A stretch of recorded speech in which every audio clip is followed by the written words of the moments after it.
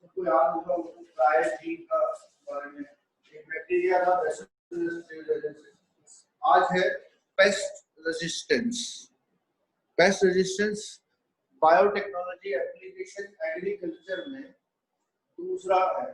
देखो विटीकोटन और paste resistance वाले टॉपिक में से एक टॉपिक सीबीएसई बोर्ड एग्जाम डालता है, या विटीकोटन या पेस्ट रेजिस्टेंस, और दोनों में से अल्टरनेटिवली आता है। ठीक है, तो पेस्ट होते क्या है ये तो आप जानते हो। क्या होता है पेस्ट? स्मॉल इंसेक्ट्स को हम पेस्ट बोलते हैं। स्मॉल इंसेक्ट्स होते हैं उन्हें हम पेस्ट बोलते हैं। अब बेटा ये पेस्ट प्लांट पर आते कैसे, लगते कैसे? मतलब कोई एक प्लांट है, मान के चलो ये एक प्लांट है, इसमें पेस्ट अगर आ रहा है, कोई भी इंसेक्ट इसके साथ आ रहा है, तो ये कैसे आ रहा है और किस तरीके से हम इसे रेजिस्ट कर पाएंगे? मतलब अगर ये पेस्ट इन पर आ रहे हैं, इन पर अटैक कर रहे हैं ये पेस्ट, तो हम चाहते हैं कि पेस्ट रेजिस्ट करे। हम बायोटेक्नोलॉजी प्रोसीजर को यूज करके जो स्मॉल इंसेक्ट इस प्लांट पर अटैक कर रहे हैं रेजिस्ट करें। तो हम पहले ये जानते हैं कि ये पेस्ट इस प्लांट पर आया कैसे, मतलब पेस्ट ने इस प्लांट पर अटैक कैसे किया। पॉइंट ये ध्यान से देखना, प्लांट की जो सेल है उसके पास डीएनए है, आप जानते हो। ठीक है, अब डीएनए से आरएनए बनता है, ये भी जानते हो, सिंपल डोग्मा। आरएनए से प्रोटीन बनता है, ये भी आप जानते हो। तो मेरा प्लांट जो है वो कुछ इस टाइप के प्रोटीन बनाता है, जिस प्रोटीन से जो प्रोटीन अट्रैक्ट करते हैं इन पेस्ट, यानी कि इस टाइप के प्रोटीन्स इन प्लांट सेल के अंदर बन रहे हैं, जिसकी वजह से पेस्ट जो है अटैक करता है प्लांट्स पे। तो एक क्वेश्चन है कि इस सेल के अंदर, प्लांट की सेल के अंदर ऐसे प्रोटीन है जिसकी वजह से पेस्ट अट्रैक्ट हो रहे हैं। तो हमने एक दिमाग लगाया, क्यों ना वो स्पेशल टाइप का प्रोटीन जो है, जो प्लांट बना रहा था, जिसकी वजह से पेस्ट अटैक कर रहा था, क्यों ना हम ऐसा कुछ टेक्निक और ऐसा कुछ प्रोसीजर करें कि उस टाइप के प्रोटीन प्लांट बनाना ही छोड़ दे। मतलब प्रॉब्लम क्या है कि प्लांट ने ऐसे स्पेशल प्रोटीन बनाए जिसकी वजह से पेस्ट लग रहे हैं प्लांट पर। हमने सोचा क्यों ना हम ऐसा प्रोसीजर करें बायोटेक का जिसकी वजह से पेस्ट रेजिस्ट होना शुरू हो जाए। मतलब प्रोटीन बने ही ना, अगर प्रोटीन नहीं बनेगा तो पेस्ट आएगा। अगर पेस्ट कब आ रहा है? जब प्लांट की सेल से प्रोटीन बन रहा है। हमने कुछ बायोटेक्नोलॉजी का ऐसा प्रोसीजर किया जिससे ये प्रोटीन नहीं बना, और सोचो अगर ये प्रोटीन नहीं बना तो इस पर प्लांट पे पेस्ट आया? नहीं आया। पेस्ट को लाने वाला कौन था? प्रोटीन। बायोटेक्नोलॉजी प्रोसीजर से हमने रोक किसको दिया? प्रोटीन। ठीक है, तो अब हमने इस पेस्ट को रजिस्ट करने के लिए जीन साइलेंसिंग को हमने स्टेप करना है, जिसे पेस्ट रेजिस्टेंस बोलते हैं। मेन मोटिव क्या है? प्लांट जैसे प्रोटीन बनाता है जिसकी वजह से पेस्ट आता है, उस प्रोटीन को बनना मत दो। ठीक है, तो हमने इसके लिए पेस्ट रेजिस्टेंस किया है। अब बेटा प्रोटीन बनने के लिए देखो आरएनए चाहिए। आरएनए कौन सा आरएनए? एमआरएनए। एमआरएनए के पास कोडोन्स होते हैं। ठीक है, मैं चाहता हूं कि मैं हमारे प्लांट की सेल में ऐसा कुछ डाल दूं जिससे ये स्पेशल टाइप का एमआरएनए ना बने जो वो स्पेशल टाइप का प्रोटीन बनता है। ठीक है, अरे पागल हो जाएगा, पीछे निकाल एक नहीं लिया है यार। क्या कहना चाह रहा हूं, प्रोटीन बनाने के लिए एमआरएनए रिस्पॉन्सिबल होता है, और हम कुछ ऐसा टेक्निक करें कि ये एमआरएनए ना बने। सोचो ये एमआरएनए जो प्रोटीन बनाता है, अगर ये एमआरएनए नहीं बना तो वो प्रोटीन नहीं बना, अगर ये प्रोटीन नहीं बना तो पेस्ट नहीं बने। तो हमने इसके लिए क्या किया, आरएनएआई, ध्यान से समझना, आरएनएआई ये स्टेप किया। आरएनएआई, आरएनएआई क्या है, इसको बोलते हैं आरएनए इंटरफेरेंस। आरएनएआई को हम बोलते हैं बेटा आरएनए इंटरफेरेंस। आई डिनोट्स इंटरफेरेंस, आरएनए इंटरफेरेंस जिसको हम बोलते हैं। ये आरएनए इंटरफेरेंस क्या करता है, इसका काम क्या है? ये आरएनए इंटरफेरेंस वो स्पेशल टाइप का एमआरएनए नहीं बनने देगा जो प्रोटीन बना रहा था, कौन से वाला, पेस्ट फॉर्मेशन वाला। आरएनए इंटरफेरेंस क्या करेगा, वो स्पेशल टाइप का एमआरएनए बनने से रोकेगा जो प्रोटीन बन रहा था पेस्ट के लिए। मतलब पेस्ट बनना से रोकने के लिए हमें उस प्रोटीन को बनने से रोकना होगा। प्रोटीन बनाता है एमआरएनए, एमआरएनए बनने से रोकने के लिए हमें आरएनएआई डालना पड़ेगा। आरएनएआई क्या है, आरएनए इंटरफेरेंस है। अब क्वेश्चन यही है कि आरएनएआई कैसे बनेगा, हम आरएनए इंटरफेरेंस कैसे बनाएंगे। ठीक है, आरएनए इंटरफेरेंस अगर हमारे पास बन गया तो आरएनए इंटरफेरेंस को प्लांट की सेल के डीएनए में जोड़ देंगे। फिर प्लांट की सेल का डीएनए में जो एमआरएनए बनता था वो नहीं बनेगा, जो पेस्ट बनाने वाला था। एमआरएनए नहीं बना तो वो प्रोटीन नहीं बने और पेस्ट रेजिस्ट हो जाएगा। तो आरएनएआई कैसे बनेगा, जरा ध्यान देना। आरएनएआई कैसे बनेगा,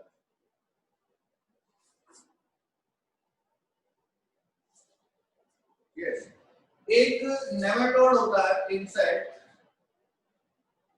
नेमेटोड, इसका नाम जरूर ध्यान रखना, बहुत बार पूछा गया है, मॉलिडोगाइने इनकोग्निटा।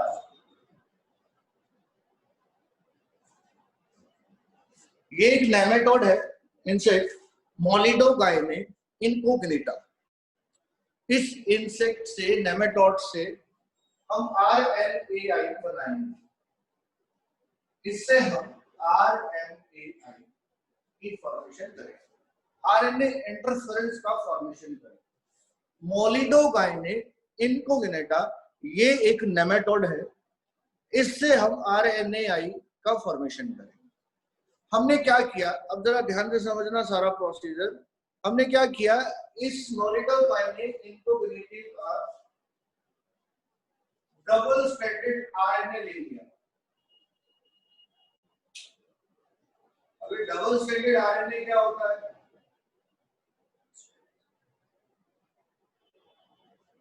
देखो जरा, इसका सेंस और एंटी सेंस, मतलब आरएनए का सेंस और एंटी सेंस दोनों आरएनए हैं, दोनों को एक साथ जोड़ रखा है, जिसको हम बोलते हैं डबल स्ट्रैंडेड आरएनए। ये है डीएसआरएनए, डबल स्ट्रैंडेड आरएनए। इस प्रोसीजर को ध्यान से समझना बेटा, क्लियर हो जाएगा सारा टॉपिक। हमने एक नेमेटोड मॉलिडोगाइने इनकोग्निटा का डीएसआरएनए लिया। डीएसआरएनए हम बोलते हैं एक सेंस स्ट्रैंड और एक non sense strand, anti sense strand, मतलब एक जिसे आरएनए बना है और एक उसका अपोजिट स्ट्रैंड। ठीक है, एक वो जो प्रोटीन को कोड करता है और एक वो जो प्रोटीन को कोड नहीं करता, इन दोनों को एक साथ मिला दिया, डबल स्ट्रैंडेड आरएनए बोला। देखो इनका डीएसआरएनए, इस डीएसआरएनए को सबसे पहले एक एंजाइम से ट्रीट करवाया गया। इस एंजाइम का नाम है डाइसर। प्लीज ध्यान रखना, ये बहुत बड़ा डबल स्ट्रैंडेड आरएनए है, मतलब इसमें हजारों सीक्वेंसेस है, बहुत बड़ा स्ट्रैंडेड आरएनए है और हजारों सीक्वेंसेस हैं। मैं आपको बता दूं कि डबल स्ट्रैंडेड आरएनए होता है, यही आरएनएआई के तौर पे काम करता है। पहली बात, double stranded RNA work as a RNA interference. RNA interference का काम क्या होता है? एमआरएनए ना बनने देना, और एमआरएनए नहीं बनेगा तो प्रोटीन नहीं बनेंगे, और प्रोटीन नहीं बनेंगे तो पेस्ट नहीं बनेंगे। डबल स्ट्रैंडेड आरएनए मैंने किसका लिया है? नेमेटोड का। ये ऐसे बिहेव करता है आरएनएआई, लेकिन इसमें बहुत बड़ा सीक्वेंस और हजारों सीक्वेंसेस हैं इसके अंदर। तो मैंने डाइसर एंजाइम से इसे स्मॉल स्मॉल डीएसआरएनए में तोड़ दिया।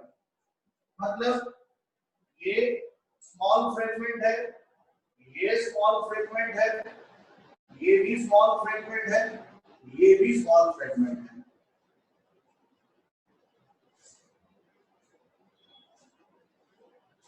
ये बन गया बेटा एसएनआरएनए, एसआईआरएनए, नॉट एसएन। ये बन गए एसआईआरएनए। डबल स्ट्रैंडेड आरएनए बहुत बड़ा था, डाइसर एंजाइम से ट्रीट किया, डाइसर, और ये स्मॉल स्मॉल सेगमेंट में टूट गया। अब एक सेगमेंट डबल स्ट्रैंडेड आरएनए में मैक्सिमम 21 से 23 न्यूक्लियोटाइड्स हैं, 21 to 23 न्यूक्लियोटाइड्स हैं मैक्सिमम। एक एसआईआरएनए में 21 से 23 न्यूक्लियोटाइड रहेंगे, सिर्फ 21 से 23। एसआईआरएनए की फॉर्म हो गई small interfering RNA, small interfering RNA. DsRNA किसका? नेमेटोड का। उसमें हजारों सीक्वेंस थे, डाइसर से ट्रीट किया, स्मॉल स्मॉल सेगमेंट में तोड़ दिया, जिसको हमने एसआईआरएनए बोला। एक एसआईआरएनए के पास 21 से 23 न्यूक्लियोटाइड का ग्रुप था, 21 to 23 न्यूक्लियोटाइड का ग्रुप था। अब ये एसआईआरएनए एक प्रोटीन के साथ जुड़ता है। एक प्रोटीन होता है जो जीन के एक्शन को साइलेंट करता है। मतलब जीन एक्शन क्या होता है? डीएनए से आरएनए, आरएनए से प्रोटीन। अब वो जीन का एक्शन ना आए, साइलेंट हो जाए, ना काम करे, उसके लिए एक प्रोटीन है जिसको बोलते हैं हम RISC, gene silencing protein plus siRNA. देखो ये है बेटा प्रोटीन, ये है वो प्रोटीन। अब इसके साथ जुड़ गए एसआईआरएनए।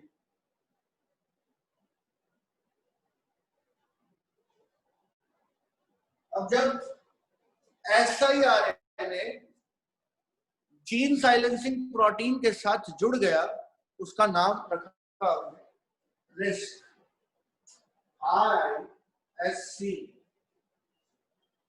इसका नाम हमने रख दिया रिस्क। प्रोटीन कौन सा था? Silencing protein, gene silencing protein. RNA कौन सा था? एसआईआर। दोनों जुड़ गए, क्या बना? रिस्क। इसका फुल फॉर्म होगा RNA interference, RNA interference silencing, silencing complex, RNA interference silencing complex, RNA interference silencing complex। जब ये प्रोटीन के साथ जुड़ गया, इसको बोला रिस्क। RNA इंटरफेरेंस है और साइलेंसिंग प्रोटीन है, इसको हमने कंबाइन नाम दिया रिस्क। अब आपको बता दूं ये पूरा कॉम्प्लेक्स जो है ये इनएक्टिव है, अभी एक्टिवेटेड नहीं है, ठीक है। नोट करना, रिस्क जो है वो इनएक्टिवेटेड है, इनएक्टिव, एक्टिव नहीं है। तो क्वेश्चन यही है कि ये रिस्क जो है ये एक्टिव कब होगा, रिस्क का एक्टिवेशन कब होगा, जब अनवाइंडिंग होगी, जो एसआईआरएनए है उसका एक स्ट्रैंड निकल जाएगा, अनवाइंडिंग। अब यहाँ पे आपने बना देना अनवाइंडिंग, अनवाइंडिंग। देखो इस आरएनए के कितने स्ट्रैंड थे, 2, मैंने पहले ही बोल दिया था डबल स्ट्रैंडेड। रिस्क जो कॉम्प्लेक्स है वो एक्टिव तब होगा जब आरएनए का एक स्ट्रैंड रह जाएगा। तो अनवाइंडिंग हो रही है बेटा,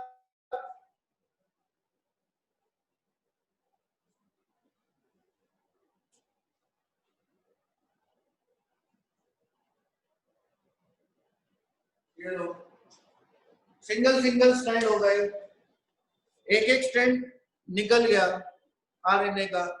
अब ये रिस्क जो है वो एक्टिवेटेड है, आरएनए इंटरफेरेंस साइलेंसिंग कॉम्प्लेक्स अब एक्टिव हो गया है। यस, अब क्या काम करेगा ये, अब इसका क्या काम है जरा ध्यान देना। प्लांट के अंदर डीएनए था, उससे एमआरएनए बन रहा था, ये मान लो वो एमआरएनए है, ये वो एमआरएनए है जिससे प्रोटीन बन रहा है, और इस प्रोटीन से क्या बनते थे, पेस्ट। अब ये जो रिस्क है जो एक्टिवेटेड है, ये इस एमआरएनए पे गया और बाइंड हुआ, डिफरेंट डिफरेंट साइट्स पे बाइंड हो गया। यस, इस एमआरएनए पे देखो बाइंड हो गया, कैसे बाइंड हुआ आपके सामने है। और जहां जहां से ये बाइंड हुआ वहां वहां से ये आरएनए टूट गया। पहले ये एमआरएनए था इतना बड़ा, याद है इतना बड़ा, ठीक है, मान लो 25 अमीनो एसिड का ग्रुप बनाता था प्रोटीन में। अब इसको बीच में से तोड़ दिया इन्होंने बाइंड कर करके, क्या अब 25 अमीनो एसिड का प्रोटीन बन सकता है? नहीं। अगर ये नहीं टूटा बीच में से तो बनता, लेकिन रिस्क ने एमआरएनए पे बाइंड होकर इस एमआरएनए को तोड़ दिया। रिस्क का क्या फंक्शन हुआ, एक्टिवेटेड रिस्क का, एक्टिवेटेड रिस्क का फंक्शन हुआ to break the mRNA from different different points. RISC mRNA पे बाइंड करके एमआरएनए को डिफरेंट डिफरेंट पॉइंट से तोड़ रहा है, और जब एमआरएनए टूट गया तो क्या ये प्रोटीन बना? जो इतना बड़ा एमआरएनए प्रोटीन बनाता था और उस प्रोटीन की वजह से पेस्ट बनता था, क्या वो प्रोटीन बनेगा? नहीं बनेगा।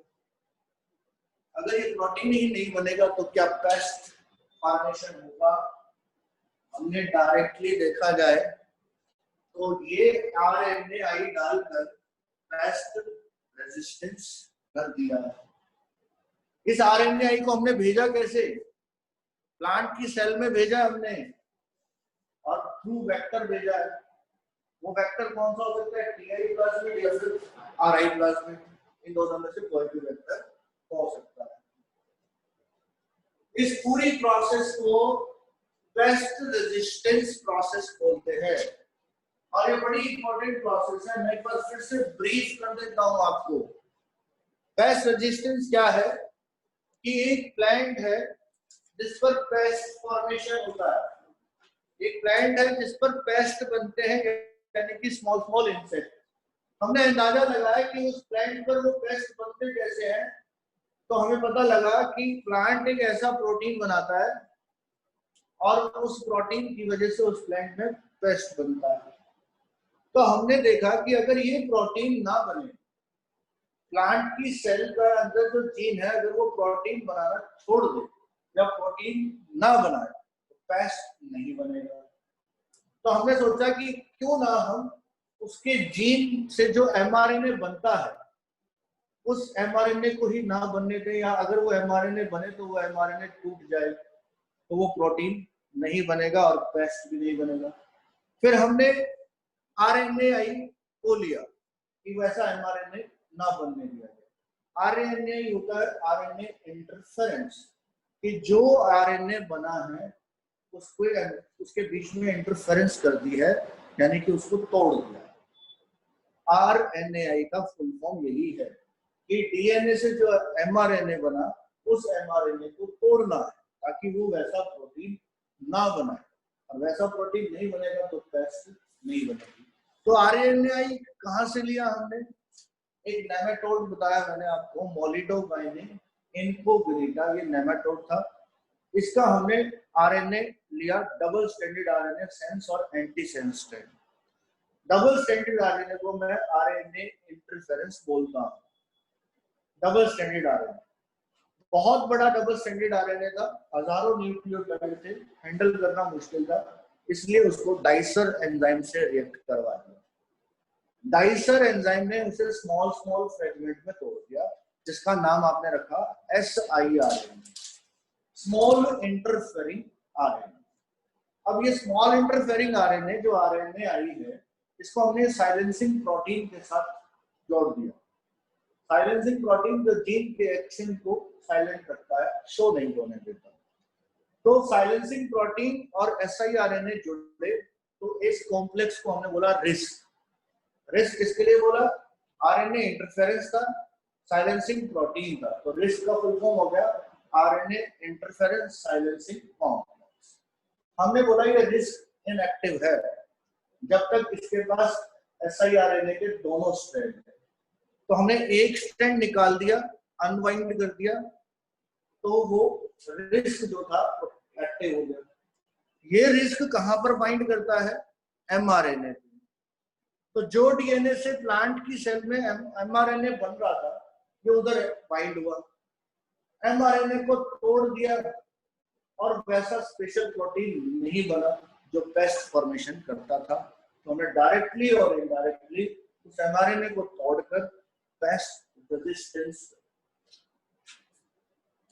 ये था बेटा पेस्ट रेजिस्टेंस। और पेस्ट रेजिस्टेंस के लिए सबसे इंपॉर्टेंट रोल जो था वो RNAi था, RNA इंटरफेरेंस। यानी कि ये डीएनए से जो आरएनए आप बनाते हो, ये RNAi ये नहीं बनने देता, वो स्पेशल टाइप का आरएनए नहीं बनने देता जो स्पेशल टाइप का आरएनए बनता है जो पेस्ट फॉर्मेशन के लिए रिस्पॉन्सिबल है। यानी कि डीएनए से आरएनए बनने के बीच में अगर आप उस टाइप का आरएनए नहीं बनने देना चाहते तो आरएनए इंटरफेरेंस को यूज कर सकते हो। आरएनए इंटरफेरेंस, ये जो पूरा स्टेप था बेटा, ये पेस्ट रेजिस्टेंस स्टेप, ठीक है? यस। नेक्स्ट है बेटा golden rice, biotechnology procedure used to formation of golden rice.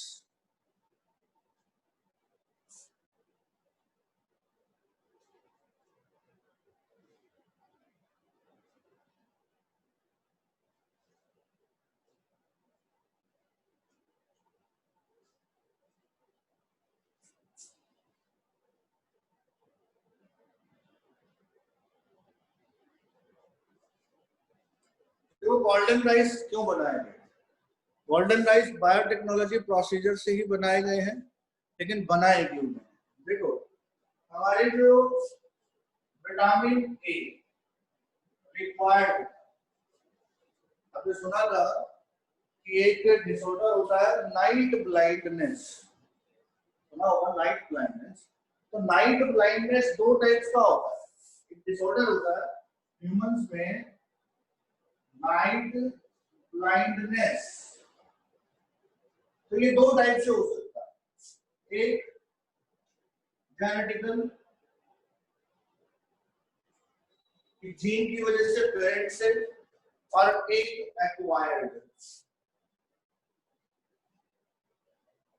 एक हो गया एक्वायर्ड। एक्वायर्ड मतलब किसी चीज की कमी से, कि अगर हम उसकी कमी को पूरा कर दें तो नहीं होगा। वो कमी किस चीज की है? Vitamin A. अगर हमारी बॉडी में विटामिन ए का डेफिशिएंसी हो जाए तो आपको डिसऑर्डर कॉज हो सकता है नाइट ब्लाइंडनेस। विटामिन ए की कमी से डिसऑर्डर हो सकता है नाइट ब्लाइंडनेस। तो बेटा इसी कमी को पूरा करने के लिए, इसी कमी को पूरा करने के लिए बेटा बनाया गया गोल्डन राइस। गोल्डन राइस बनाया। हमने क्या किया, एक जीन होता है बीटा कैरोटीन, ये जीन है बीटा कैरोटीन, ठीक है। बीटा कैरोटीन ये एक जीन है जो हमने राइस की क्रॉप में इंसर्ट करने, राइस का जो क्रॉप होता है, राइस का जो आप डेवलपमेंट करते हो, राइस का जो प्रोडक्शन करते हो, उसमें हमने एक ये जीन डालना है बीटा कैरोटीन। ये बीटा कैरोटीन जो जीन होता है ये एक एंजाइम बनाता है जिसका नाम है beta carotenase. Production of enzyme beta carotenase. और ये बीटा कैरोटीन जो जीन है ये रिस्पॉन्सिबल है प्रोडक्शन ऑफ विटामिन ए।